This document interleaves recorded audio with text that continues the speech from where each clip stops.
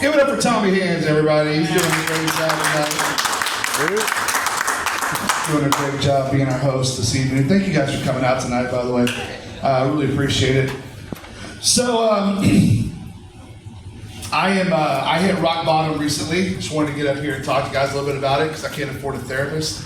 I know you may not be able to tell from looking at me, but I am obese. I am a fat tub of shit. I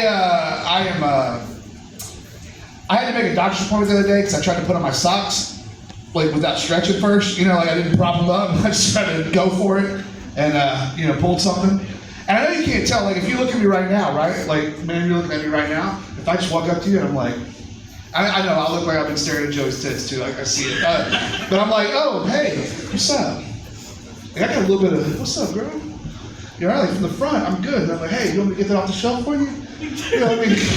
Like, it's such a dramatic difference. Like, if I could just be seen from the front, it's like, oh, hey, what's up? You don't have 6 elbows. You should be all right, like, right? But the side, I look like a turnip. So I'm not real happy about any of that. My stepdaughter just got back from a trip with her dad. They went to Europe, and she was telling us the stories about it, showing us pictures, and she was like, oh my God, Mom, see, the cutest thing happened. Like, we walked up on this guy, he was feeding his dog, and he was a really fat guy, no offense. And then, so I thought it was, and I was like, wait, what, bitch? What did you say? Like, oh, I'm sorry. Did you just say no offense? She said, what? I was like, at that moment, I didn't realize that was my identity. Like, I thought I was like a middle-aged white male with a beard, small business owner, comedian. No, apparently I'm a fat guy. Like, apparently my daughter's been on patrol at Target, making sure nobody said the F word in front of me. She had my back. She's like, no offense, you're fat. Cool, thanks. Thanks for that. Appreciate it. Matt was talking about things he misunderstood. Until like 2 weeks ago, I thought the Paralympics and the Special Olympics were the same thing.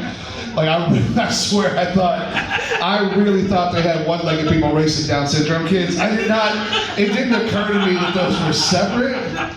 Like, I was like they have the Olympics and they have the special, or you call it, I really thought that was like the same thing. Like, I really did.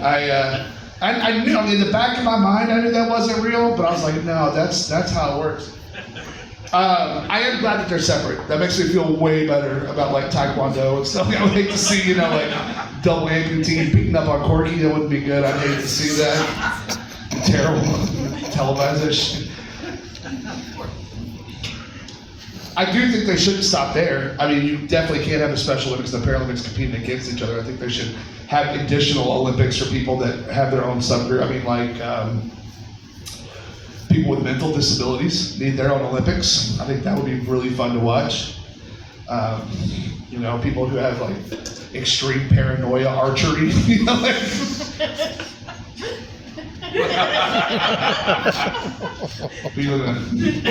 Also, I don't know if you know this or not, but when the professional archers, they don't let go of the string. It's on a timer, and they don't know when it's going to go because it would mess with their heartbeat and their breathing. That's how they get so accurate. So can you imagine like a paranoid person like, oh shit, any minute, oh God, this thing is just gonna, like there'd be arrows all over the place. Or like multiple personality soccer. Just one dude out there playing, just kicking the ball to himself, playing both sides and the ref, carding himself. Great.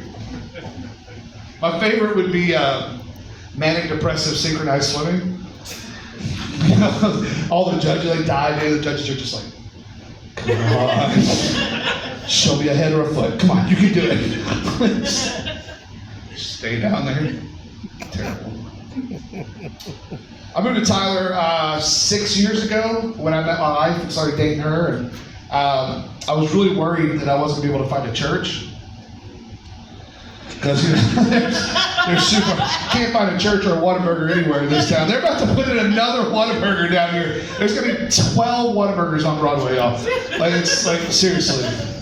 Like, you can't even say I want to go to the good one. Like, what, they're all, anyway. So I went to a church. Do you have any churchgoers here? Anybody who's like deaf man, y'all go to church a lot? Really? Or are you just shaking your head because you don't want people to think you don't go to church? No, we do. You do? Where do you go? We live in Longview. Oh, so I won't know any church names in Longview? Okay, that's fair. What about here? Do you even know what a church is? You still got your hat on your doors? I don't know what's going on there. Gen Z. Anyway, I went to check out this one church, right? And my issue was that the worship. So I went, and it was like, oh, the grounds were immaculate. They had the youth group lined up on the porch, or on the walkway, greeting people as they walked. I was like, oh, tame children, nice grounds. I like this place. Go inside, they got free donuts. Love free donuts. I'm like, oh, this place has got everything. I look up in the sanctuary, and on the video screen, they had the countdown. I was like, what are they? Oh, they don't know when Jesus is coming back. They are telling you, they're telling you when the service is going to start, so they don't have to call people in. You can just look out and say, this is fantastic. Now, I didn't know anybody, so I'm by myself. My wife was out of town. So I go ahead and go in and sit down. I'm in the very back because I'm Baptist. All right, and I look up on stage, and we got the 5-piece worship team, right? We all know the 5-piece. We got the drummer. He barely has a shirt on. He's sitting behind the COVID plexiglass, not allowed to talk to the other worship band members because he's a little too energetic. This guy's getting ready to go. He's getting ready to sweat for Jesus. Double bass is coming. He's going to feel the Lord. I can tell. This guy knows what he's doing. He's back there just kind of waiting. He's just looking around, hoping somebody will do some sign language or something he can't hear through the plexiglass. And then you got the 4 at the front, right? The first guy you have, he's older than me, bald, belly. He played bass and guitar in the 70s for somebody, and now he's just trying to find a way to make church tolerable. And he's already ready to go, because he did the early services. By God, he's not staying 1 second past that first offering. So he's sitting there with his hands on his belly, waiting with the bass guitar strap. Now we got our lead guitarist. This guy might be the worst if it weren't for the last two, but this lead guitarist is wearing a flannel with pearl buttons all the way up because he wanted to wear his nice lumberjack shirt to church. Untucked with a trucker hat on, full beard, long hair. Trucker hat.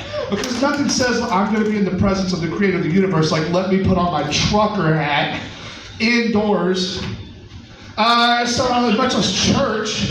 And in case you're wondering what this narcissist does for a living, he does guitar solos at church. That's right, he had a guitar solo in one of our hymns.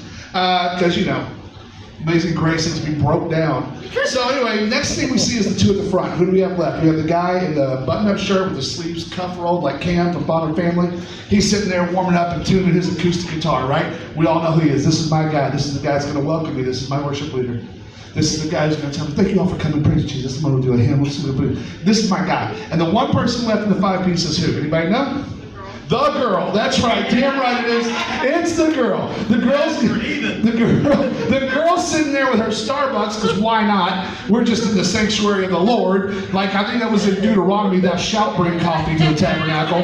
Good Lord have mercy. She's wearing her, and she is flirting openly with the Mary worships. It's just this. And he's like, oh,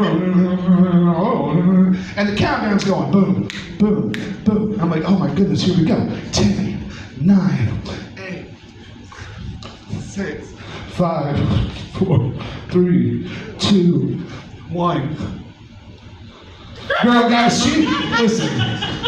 My bitch got hit with the Spirit on the money. Like, the Spirit came to that service faster than COVID through a nursing home. That bitch was sitting, Jesus was in heaven like this. No, not yet, dude. Not yet.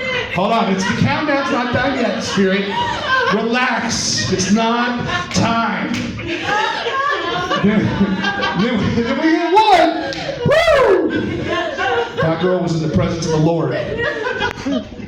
and we haven't even started singing. I don't understand. We haven't even started singing yet. So I don't go there. That's not the place where I go. All right, that's my time, ladies and gentlemen. Thank you so much. I'm Steve Harder. Bring your coast back up here. Time of hands, everybody. One more time for Steve Hargrave.